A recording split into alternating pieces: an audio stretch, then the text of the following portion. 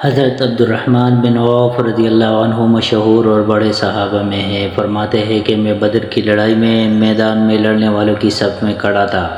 میں نے دیکھا کہ میرے دائیں اور بائیں جانب انصار کے دو کم عمر لڑکے ہیں۔ مجھے خیال ہوا کہ میں اگر کبھی اور مضبوط لوگوں کے درمیان ہوتا تو اچھا تھا کہ ضرورت کے وقت ایک دوسرے کی مدد کر سکتے۔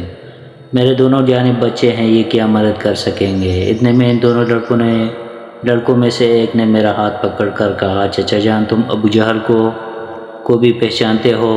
میں نے کہا ہاں پہچانتا ہوں، تمہاری کیا عرض ہے؟ اس نے کہا مجھے یہ معلوم ہوا کہ وہ رسول اللہ صلی اللہ علیہ وسلم کی شان میں گالیاں بکتا ہے۔ اس پاک ذات کی قسم جس کے قبضے میں میری جان ہے، اگر میں اس کو دیکھ لوں تو اس وقت تک اس سے جدا نہ ہوں گا کہ وہ مر جائے یا میں مر جاؤں۔ مجھے اس کے سوال اور جواب پر تعجب ہوا۔ اتنے میں دوسرے نے یہی سوال کیا اور جو پہلے نے کہا تھا وہی اس نے بھی کہا۔ اتفاقاً میدان میں ابو جہل دوڑتا ہوا مجھے نظر پڑ گیا۔ میں نے ان دونوں سے کہا کہ تمہارا مطلوب جس کے بارے میں تم مجھ سے سوال کر رہے تھے وہ جا رہا ہے۔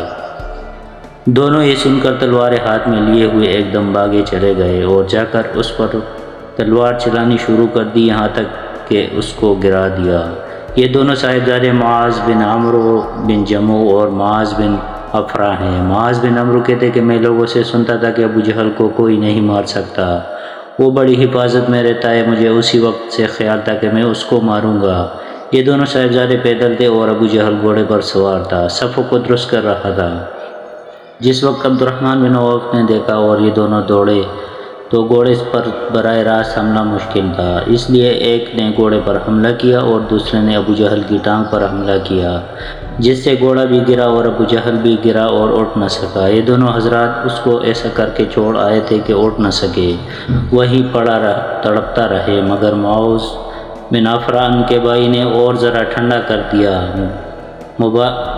دیا کہ مبادہ اٹھ کر چلا جائے، لیکن بالکل انہوں نے بھی نہ نمٹایا۔